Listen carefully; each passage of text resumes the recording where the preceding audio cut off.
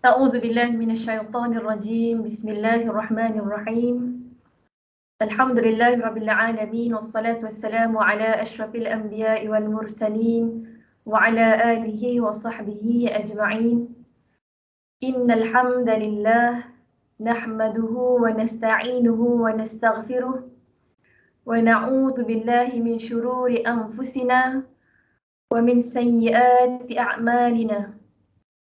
من يهده الله فلا مضل له ومن يضلل فلا هادي له.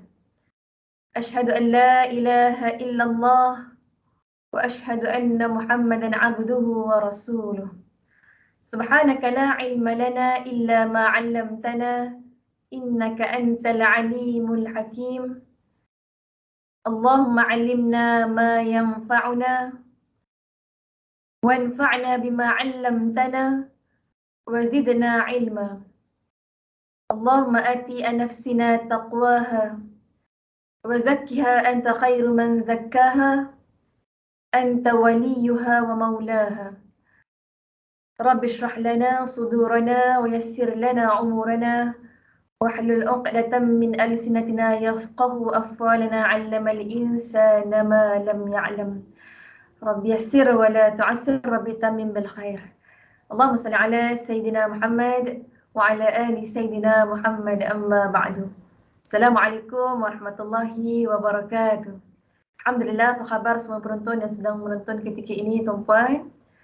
InsyaAllah pada kali ini kita akan mentadabbur surah Ali Imran, iaitu ayat ke-118. Masih lagi dalam program seruan orang-orang yang beriman, yang mana kita akan mentadabbur beberapa perkataan-perkataan yang Allah sebutkan di dalam Al-Quran, ya ayyuhalladzina amanu. Jadi insya-Allah pada kali ini kita akan menyentuh, mentadabbur bagi ayat ya ayyuhalladzina amanu di dalam surah Ali Imran ayat 118. Baik, insya-Allah sama-sama boleh buka Al-Quran. Kita baca dahulu ayat tersebut sama-sama insya-Allah. Baik, a'udzubillahi minasyaitonirrajim. Bismillahirrahmanirrahim. Ya ayyuhalladzina amanu la tattakhidhu bitanatan min dunikum la ya'lunakum khabala ودوا ما عنتم قد بدت البغضاء من أفواههم وما تخفي صدورهم أكبر قد بينا لكم الآيات إن كنتم تعقلون صدق الله العظيم. Sadaqallahul azim. Alhamdulillah. Baik, subhanallah, perempuan. Ayat yang ke-118 dalam surah Ali Imran ini, Allah menceritakan tentang orang munafik. Subhanallah, sebab di zaman Rasulullah SAW, musuh Nabi SAW dan musuh bagi orang-orang yang beriman, dia ada dua. Subhanallah. Iaitu yang pertama, musuh yang terangnya memang kafir secara zahir dan batin, dia memang kita tahu dia kafir lah. Dan musuh yang kedua yang lagi bahaya, subhanallah, yang mana musuh inilah orang yang pada zahirnya kelihatan Islam, namun hakikatnya batinnya dia dalamannya seorang yang kafir, wal'iyadzubillah.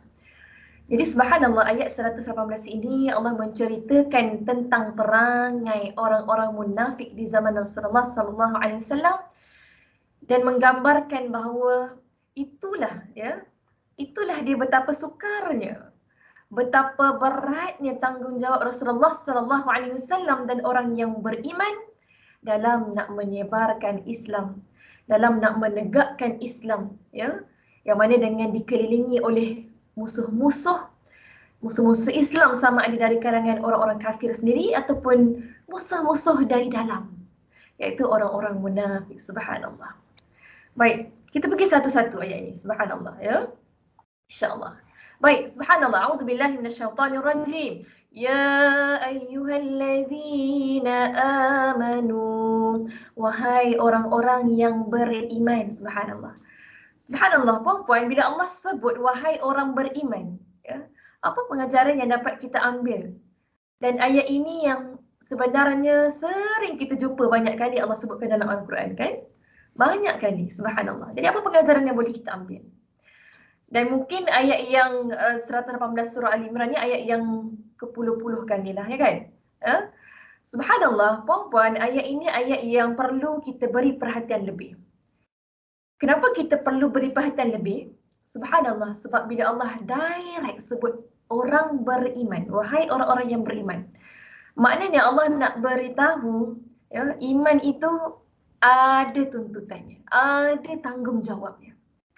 Yang mana kalau betul kamu mendakwa kamu orang yang beriman, ya, dan bukan setakat dakwaan semata-mata, dia mesti ada tuntutannya. Dia mesti ada perlakuan yang perlu dilakukan. Dia mesti ada tanggungjawab yang perlu ditanggungkan dan dijawabkan di hadapan Allah Subhanahu Wa Taala. Jadi subhanallah, tuntutan orang-orang yang beriman ialah apa yang Allah nak bagi tahu selepas ayat ya ayyuhalladzina amanu. Ya, yang mana bukti untuk menentukan kamu ini beriman ataupun tidak. Yang pertama kena tengok, ya. Kita ini ikut tak perintah Allah selepas ayat ya ayyuhalladzina amanu. Ya.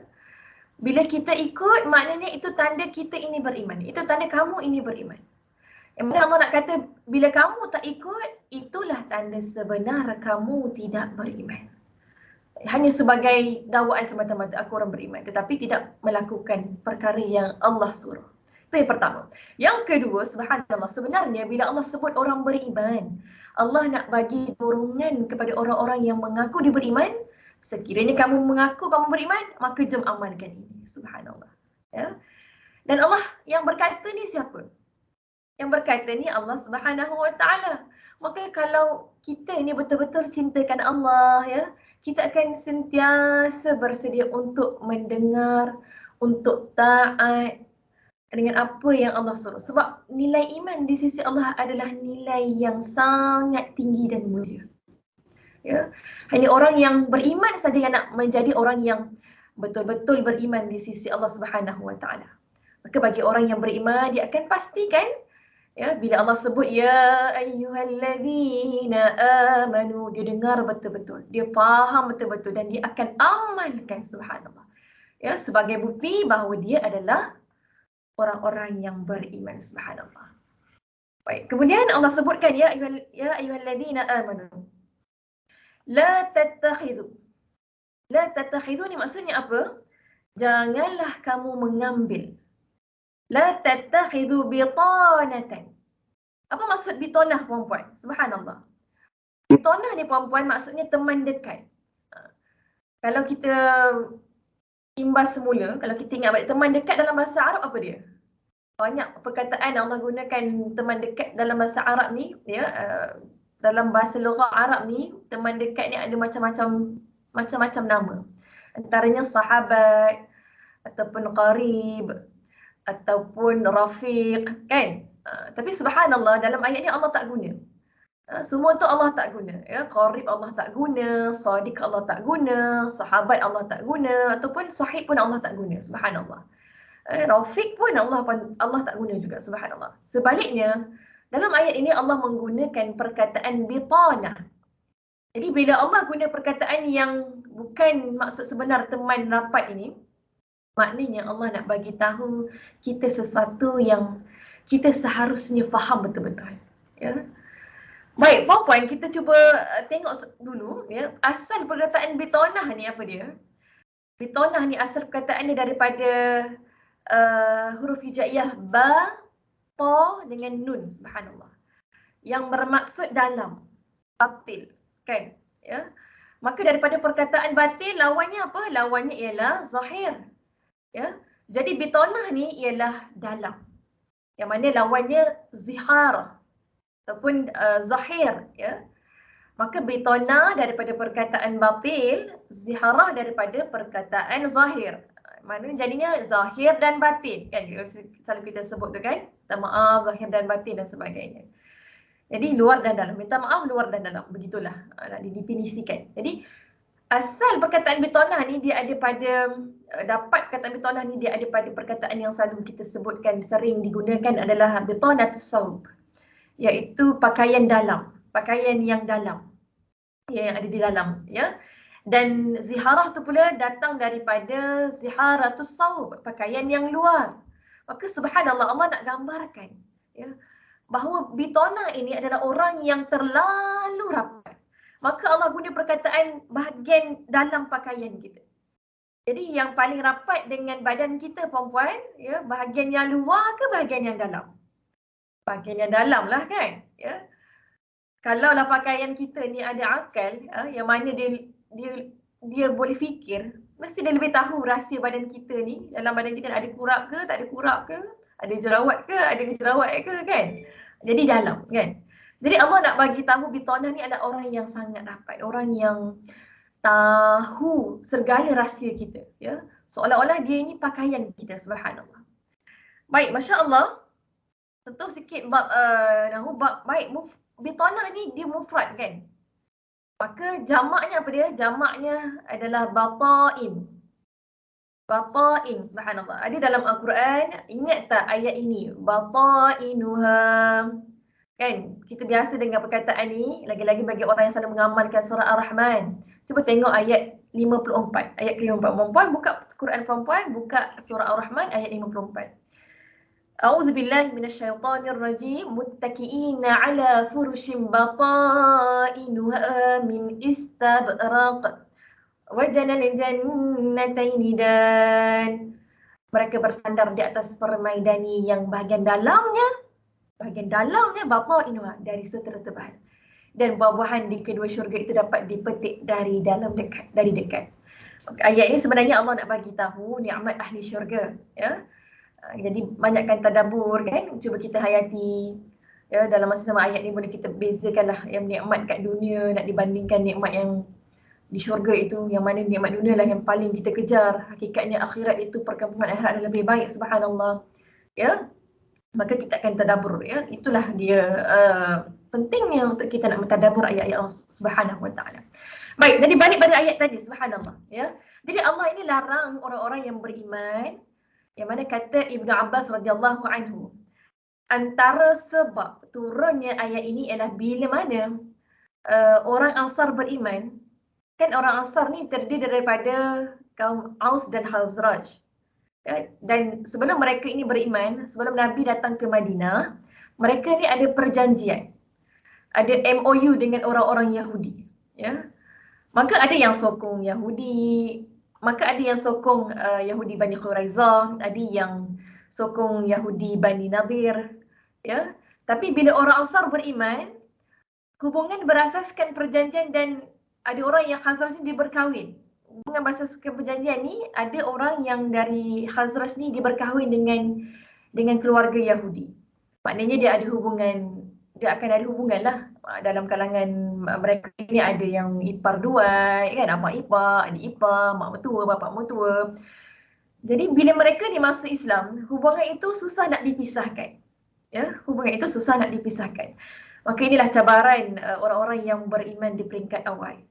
Subhanallah, kita kalau kita fikir balik, kita tak ada cabaran tu kan. Allahu Akbar. Subhanallah, lagi bagi mana kita ni dilahirkan, asal usulnya memang Allah dah beri anugerah nikmat terbesar, iaitu nikmat beragama Islam. Subhanallah. Baik, kadang-kadang dengan adik ipar kan, ataupun siapa sajalah ipar duai kita dan sebagainya, ada di kalangan kita yang sangat rapat kan. Boleh dikatakan semua rahsia kita nak cerita, ya. Pertama bila masuk Islam, ya, bila yang kaum Ansar ni masuk Islam, ya, tabiat dia nak menceritakan rahsia itu berterusan lagi, masih lagi dilakukan. Termasuklah rahsia-rahsia untuk orang-orang Islam, rahsia-rahsia orang-orang Islam, rahsia Islam. Maka turunlah ayat ini yang mana Allah kata jangan kamu mengambil bitanah, iaitu kawan yang sangat rapat sehingga semua rahsia kamu cerita pada dia. Sedangkan itu yang sambung ayat tu, min dunikum, Ya, kalau tengok slide ni, min dunikum la tattakhidhu bitanatan min dunikum. Sedangkan min dunikum, apa makna min dunikum? Dari selain kamu. Apa makna selain kamu? Selain agama kamu. Maksudnya dia bukan orang yang beriman lah. Ha? Sebab apabila dia tak beriman, bahaya tak kalau kamu ni bagi tahu rahsia orang Islam? Bahaya tuan-puan, bahaya puan-puan. Sebab apa? Dia akan sentiasa mencari rahsia orang Islam untuk digunakan untuk menghancurkan agama Islam. Jadi haram, subhanallah. Haram orang Islam ya di Madinah ketika itu untuk mengambil kawan rapat, sama ada kakak ipar dia ke, ibu mertua ke, abang ipar ke, sepupu sepapat ke. Jadi haram dia nak mengambil sebagai bitanah, sebagai kawan yang rapat ataupun kawan yang special sekiranya mereka bukan beragama Islam. Subhanallah. Baik, kemudian Allah sambung lagi ayat ni. Ya, kenapa tak boleh? Inilah kita nak bagi tahu ni kenapalah tak boleh nak ambil bitanah ini sebagai sahabat kita, ya. Kemudian nak bagi tahu, Allah bagi tahu sebabnya, subhanallah. La ya'lunakum khabala. Sebab apa tak boleh nak ambil, ya? Sebab mereka yang bukan daripada agama Islam ini, yang memang sebelum tu hakikatnya barangkali kawan rapat kamu, tak boleh nak teruskan hubungan kawan rapat sebab la ya'lunakum khabala. Kerana mereka tidak akan berhenti-henti, mereka tidak akan tinggalkan usaha keras mereka untuk menjadikan kamu jahat. Ya, khabala itu jahat maksudnya, ataupun rosak, ataupun mendatangkan bencana, ataupun musibah, ataupun masalah. Sehingga kan ataupun menjadikan kamu seorang yang murtad. Maka inilah sebab pertama, kenapa haram menjadikan mereka sebagai bitanah, subhanallah. Baik, yang kedua, sebab yang kedua. Jom sama-sama kita lihat. Yang kedua, waddu. Subhanallah, puan-puan, waddu ni apa dia, puan-puan? Waddu ni dia daripada perkataan wud, iaitu yang bermaksud cinta. Ya. Mereka yang sangat suka, mereka sangat suka. Waddu, mereka sangat suka. Ma'anittum. Waddu ma'anittum. Mereka sangat suka apa yang menyusahkan kamu. Subhanallah. Maknanya kedua ni apa dia? Kenapa bitanah ni orang yang orang munafik di kalangan Yahudi yang sebenarnya ada hubungan yang kita tak boleh berkawan dengan mereka, tidak boleh jadikan mereka sebagai sahabat ataupun teman rapat kita, ataupun tidak boleh berhubung dengan mereka kerana mereka akan sentiasa buat apa sahaja yang akan menyusahkan kamu. Allah sebutkan dalam ayat ini. Ya. Misalnya kan, biasalah musuh-musuh Islam ini sentiasa lepas dia dah doktrin kita dengan ideologi begini, tak gagal, dia akan doktrin lagi, memberikan ideologi-ideologi yang akan bertentangan dengan syariat agama Islam. Maka mereka tak akan pernah putus asa dan berhenti-henti untuk menyusahkan kita. Maka subhanallah, pertama tadi haram mengambil bitanah sebagai kaum baik.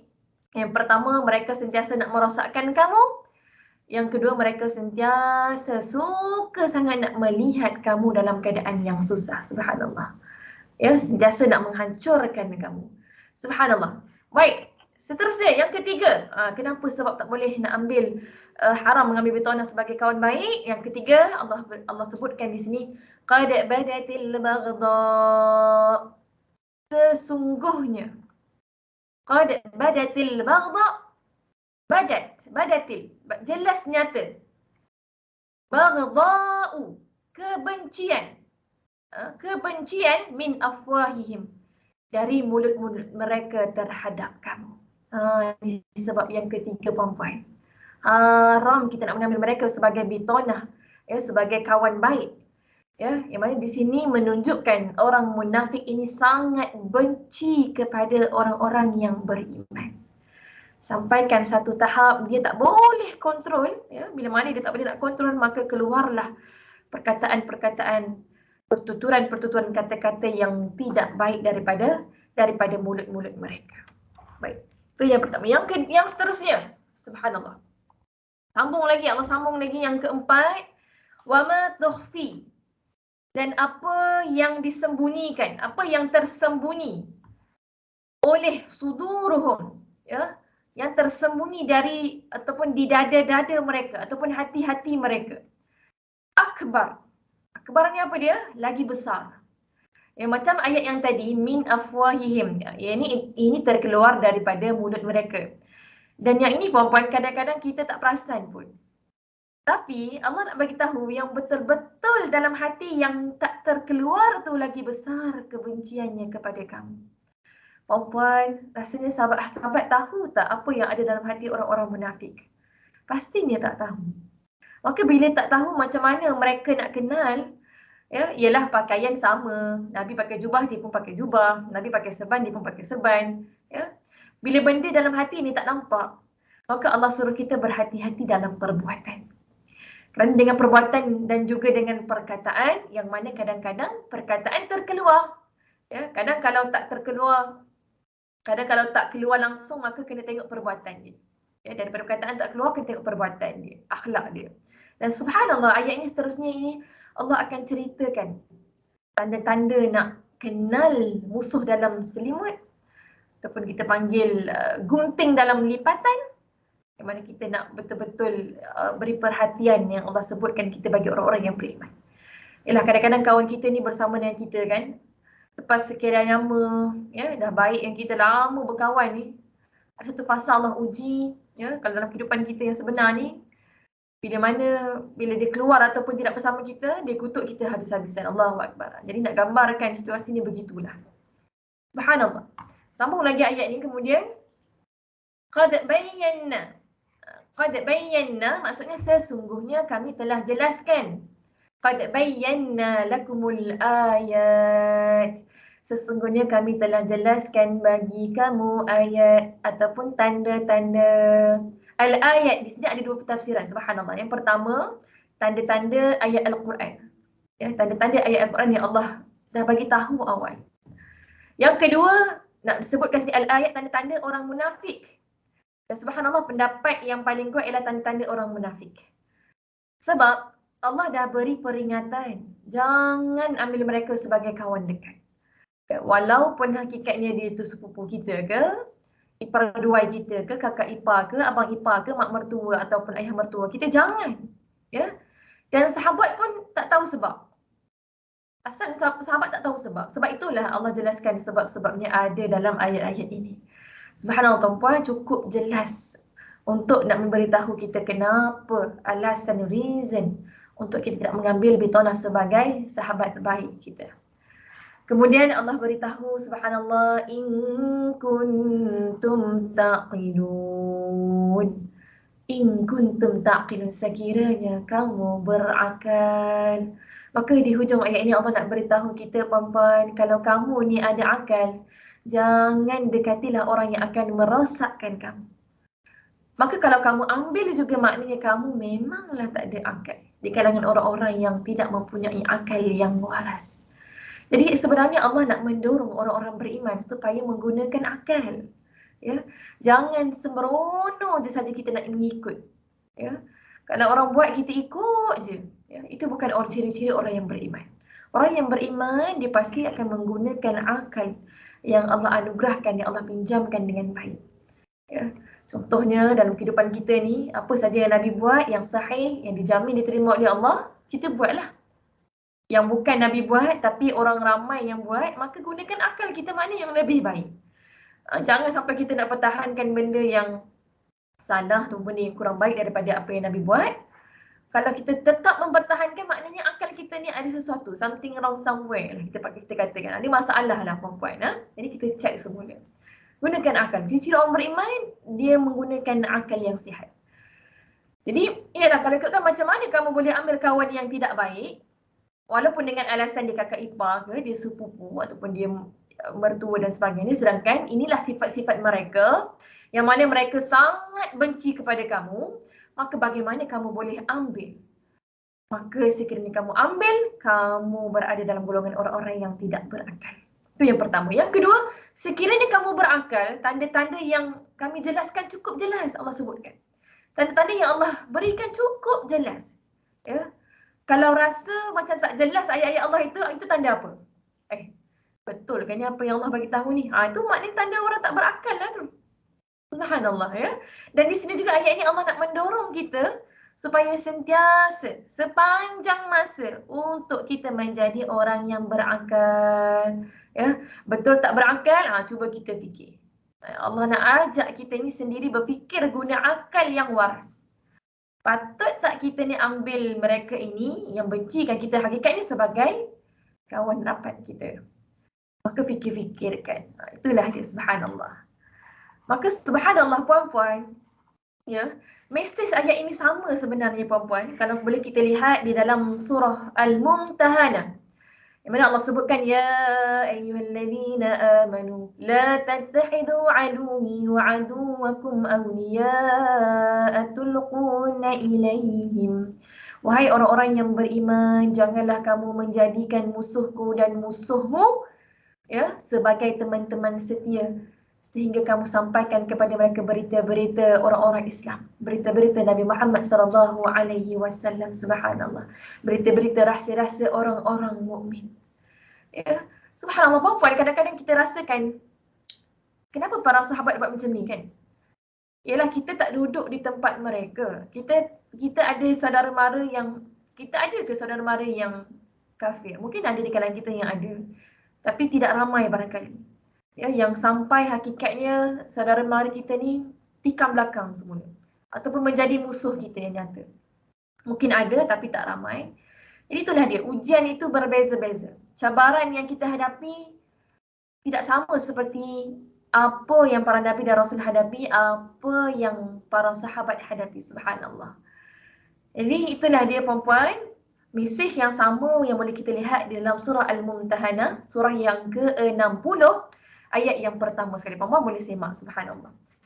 Dan subhanallah, penerangan yang lebih jelas, yang lebih kita kata cukup jelas lagi Allah nak gambarkan untuk memahami ayat yang ke-118 surah Ali Imran ini. Pelengkapnya ada pada ayat seterusnya, itu ayat yang ke-119 dan ayat yang ke-120. Mana yang dimaksudkan ya? Dalam ayat yang ke-119 yang bermaksud, beginilah kamu menyukai mereka padahal mereka ini tidak menyukaimu, dan kamu beriman kepada semua kitab. Apabila mereka berjumpa kamu, mereka berkata kami beriman, dan apabila mereka menyendiri, mereka menggigit ujung jari kerana marah dan benci kepada kamu. Ya, katakanlah, matilah kamu kerana kemarahanmu itu. Sungguh Allah Maha mengetahui segala isi hati. Allah je yang kenal isi hati setiap hambanya. Ya, orang yang tidak beriman, orang yang munafik, dia tidak dapat menahan amarahnya. Ciri-ciri orang yang beriman, dia sentiasa dapat mengawal amarahnya. Subhanallah. Dan subhanallah pelengkap lagi di surah Ali Imran juga ayat yang ke-120 yang bermaksud, jika kamu memperoleh kebaikan, nescaya mereka orang munafik ini akan bersedih hati. Orang kafir ini akan bersedih hati. Tetapi jika kamu tertimpa bencana, mereka bergembira kerananya. Jika kamu bersabar dan bertakwa, tipu daya mereka tidak akan menyusahkan kamu sedikit pun. Sungguh Allah Maha meliputi segala apa yang mereka kerjakan. Subhanallah. Jadi puan-puan, inilah dia, subhanallah. Yang apa yang boleh kita ambil pengajaran daripada surah Ali Imran ayat ke-118 ini. Yang pertamanya puan-puan, haram mengambil bitanah, iaitu kawan ataupun saudara yang rapat, yang bukan daripada kalangan orang-orang yang beriman sebagai penolong. Kerana dia adalah musuh Islam. Ya? Musuh Islam yang akan berusaha bersungguh-sungguh untuk merosakkan agama seseorang, untuk merosakkan agama Islam. Dan hukum haram ini bukan khusus kepada pemimpin-pemimpin sahaja, tetapi juga kepada individu. Iaitu haram untuk kita nak mengambil orang kafir sebagai kawan yang rapat. Yang kedua, pengajarannya, menjauhkan diri daripada bitanah yang jahat adalah antara tuntutan iman. Manakala kalau kita mengambilnya menyebabkan kecacatan dalam keimanan kita, maka kita semak semula iman kita, puan-puan. Yang ketiga, orang-orang kafir ini secara umumnya sentiasa berusaha untuk nak melemahkan iman seseorang, menjadikan orang Islam sentiasa dalam kesusahan, dan mereka sangatlah membenci kepada orang-orang yang beriman. Maka sebab itu puan-puan, Allah memberi amaran kepada orang yang beriman agar berhati-hati dengan orang yang selalu ya, yang kononnya memberi nasihat yang baik pada zahirnya, tetapi Masya Allah Tabarakallah hatinya benci kepada orang-orang yang beriman. Apa yang diucapkan di mulut tidak semestinya datang daripada hati yang ikhlas. Maka kita sebagai orang Islam ambil pengajaran, jangan mudah tertipu dengan kata-kata manis daripada orang-orang yang munafik, orang-orang kafir. Ya. Yang keempat, subhanallah, rahmat Allah yang sangat besar kepada orang-orang iman, kasih dan sayangnya Allah Subhanahu wa taala kepada orang yang beriman, di mana Allah sentiasa memberi peringatan, memberi amaran kepada orang yang beriman daripada perkara-perkara yang boleh merosakkan iman mereka. Ya, termasuklah antara dalam ayat ini mengambil bitanah sebagai penolong. Subhanallah, Allah nak menyelamatkan kita. Sebab itu rahmat Allah begitu besar buat hamba-Nya yang beriman. Yang kelima, pengajarannya musuh-musuh Islam ini akan sentiasa berusaha. Sentiasa berusaha puan-puan dan sentiasa merancang untuk menyusahkan umat Islam dan menghancurkan agama yang suci ini, iaitu agama Islam. Kita boleh lihat pengorbanan bagaimana Nabi SAW ada saja musuh-musuh yang sentiasa mencari kesalahan, kekurangan, keaiban dan juga ingin menghancurkan Nabi SAW, yang mana Nabi merupakan seorang manusia yang maksum, terhindar daripada melakukan dosa. Nabi yang sebaik itu pun ada musuh-musuh yang sentiasa mencari kesilapan dan kesalahan untuk menghancurkan agama Islam. Apatah lagi kita sebagai manusia biasa, ya, dalam kita nak menjadi da'i, pendakwah ini, pastinya akan ada menah, tribulasi, ujian-ujian yang mendatang dalam kita nak mempertahankan agama Allah ini, subhanallah. Maka tetaplah pada jalan sabar dan banyakkan minta pertolongan daripada Allah Subhanahu wa taala. Dan yang keenam, pengajarannya ilmu Allah sangatlah luas. Bahkan meliputi apa yang ada dalam hati-hati manusia. Ya. Kerana kebencian orang-orang yang kafir, orang-orang munafik ini kepada Islam, kadang-kadang dia nampak pada perkataan, nampak pada perbuatan mereka, tetapi apa yang disembunyikan dalam hati mereka adalah jauh lebih besar dan lebih bahaya, puan-puan. Ya. Maka orang munafik ini sentiasa dia nak menipu orang-orang yang beriman, tetapi tidak mungkin, tidak sama sekali. Ya, tidak sama sekali dia dapat menipu Allah Azza wa Jalla, subhanallah, kekuasaan Allah. Sebab itulah Allah Maha berkuasa atas segala sesuatu. Yang ketujuh, pengajarannya anugerah Allah yang sangat besar kepada orang yang beriman, antaranya ialah Allah menjelaskan tanda-tanda kebesaran Allah dengan sejelas-jelasnya, agar manusia ini tidak ada alasan untuk tidak beriman kepada Allah Subhanahu wa taala. Ya. Dan yang terakhir, pengajaran yang boleh kita ambil daripada ayat ini, orang yang memahami ayat-ayat Allah adalah orang yang berakal. Ya, semakin manusia ini berakal, semakin manusia ini akan memahami ayat-ayat Allah dengan jelas dan dengan baik. Dan apabila manusia ini tidak memahami ayat-ayat Allah, bermakna manusia itu tidak berakal. Allahu Akbar. Ya, sebagai contoh, puan-puan, ya, pengajaran daripada ini kita boleh ada satu cerita. Ya. Ialah mungkin orang tertanya, kita tertanya-tanya, macam mana contoh mengambil bitanah sebagai penolong ni kan? Subhanallah. Puan-puan, cerita ni berlaku pada zaman Umar ibn Khattab radhiyallahu anhu. Ketika mana beliau menjadi Amirul Mukminin, dan ketika itu Abu Musa Al-Ash'ari menjadi gubernur di Iraq. Ya. Jadi Abu Musa Al-Ash'ari mengambil seorang Nasrani sebagai penulis dengan alasan dikatakan orang Nasrani ini pakar, ya, ada kemahiran dalam penulisan, ya, dalam ilmu hisab yang tidak ada pada orang Islam. Jadi bila Umar ni tahu, Umar pun mengutuskanlah surat kepada Abu Musa Al-Ash'ari, diminta Nasrani ini dipecat. Tetapi Abu Musa Al-Ash'ari menghantar surat kembali kepada Umar, merayu supaya dikekalkan orang Nasrani ini. Dan akhirnya Umar menulis surat sekali lagi kepada Abu Musa Al-Ash'ari dan memberitahu dengan ayat yang ringkas. Itu Umar katakan, mata an-Nasraniyyu wassalam. Maksudnya apa, puan-puan? Maksudnya orang Nasrani ini telah mati. Dan wassalamualaikum warahmatullahi wabarakatuh. Apa maksudnya? Ya, apa maksud surat ini, puan-puan? Ya, sama ada nak gambarkan, anggaplah orang Nasrani ni dia dah mati. Jangan fikir lagi pasal dia. Ataupun cuba kamu bayangkan, ya, kalau orang Nasrani ni mati sekarang, kamu nak bergantung kepada siapa? Nak cari dia yang dah mati, ya, tak ada masalah kan? Maknanya tak ada masalah kalau kita nak cari orang yang lain. Yang mana bila dia ni mati, ada orang lain yang boleh ganti. Ada orang lain yang boleh ganti, khususnya di kalangan orang-orang Islam. Jadi apa alasan pun janganlah kita bergantung kepada orang Nasrani, walaupun dia ada kemahiran-kemahiran yang tertentu. Itulah dia maksud menjadikan sebagai bitanah. Subhanallah, maka secara kesimpulannya, pengajaran yang boleh kita ambil daripada ayat ini adalah bahawa Allah sangat-sangat sayang dan prihatin kepada hamba-Nya yang beriman. Nak gambarkan Allah sayang kepada kita ni, ya, maka berhati-hatilah kepada mereka ini. Yang pada zahirnya nampak mereka ini sayang, tetapi sebenarnya aku nak beritahu kamu, mereka ni benci kamu. Dan ayat ini juga Allah nak gambarkan sifat sebenar orang kafir. Ya, kerana orang kafir ni kalau nak kata sayang pada orang yang beriman ni macam tak logik. Macam orang kata susah nak masuk akal. Yalah, sebab bila dia ni kafir, hakikatnya dia kufur kepada Allah. Dia menentang Allah. Maka macam mana dia boleh sayang kepada orang yang beriman, ya? Macam mana dia boleh sayang kepada orang yang beriman kepada Allah sedangkan dia sendiri kufur kepada Allah? Ya. Dan subhanallah, dan ayat ini lebih ditujukan kepada orang-orang yang kafir. Sebab orang kafir ni dia nampak terang-terang. Adapun orang munafik ni kita tak tahu, kan? Ya, rupanya dia ni orang Islam, kan?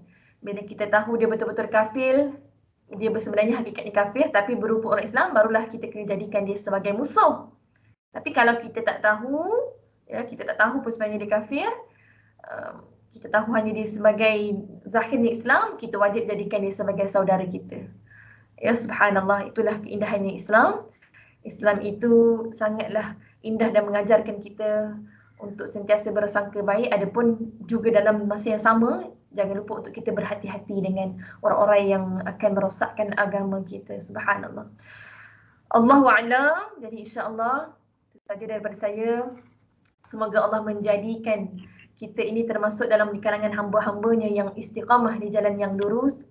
Dan semoga Allah juga memberikan taufik kepada kita untuk kita membersihkan segenap gerak-geri hati dan anggota badan kita daripada noda-noda syirik, noda-noda munafik, daripada bi'ah dan daripada kemaksiatan, sehingga kita akan boleh menikmati ketenteraman dan hidayah yang Allah berikan, yang Allah anugerahkan kepada diri kita dengan sempurna, sama ada di dunia maupun ketika di akhirat kelak. Jadi insya-Allah saya akhiri dengan doa, ya, yang mana Allahumma inna nas'alukal huda wat tuqa wal 'afafa wal ghina. Ya Allah, kami meminta padamu petunjuk, ketakwaan, diberikan sifat afaf dan juga ghina. Ya muqallibal qulub, tsabbit qulubana ala dinik wa ala ta'atik. Wahai Allah yang membolak-balikkan hati, teguhkanlah hati kami di atas jalan agamamu. Allahumma alimna ma yanfa'una wanfa'na bima 'allamtana wa zidna ilma. Ya Allah, tolong kami, ajarkan kami apa yang bermanfaat bagi kami pada hari ini. Bantulah kami untuk mendapatkan manfaat dari apa yang Engkau bantu untuk kami pelajari pada hari ini, dan mudahkanlah kami untuk memahami setiap satunya. Amin amin ya rabbal alamin. Jadi wallahu ta'ala alam, pastinya yang baik itu datang daripada Allah Subhanahu wa taala. Segala kekurangan, kekhilafan datang daripada kekurangan diri saya sendiri. Insya-Allah panjang umur, murah rezeki, kita bertemu lagi. InsyaAllah itu saja daripada saya. Maafkan saya dan doakan saya. Wabillahi taufiq wal hidayah. Wassalamualaikum warahmatullahi wabarakatuh.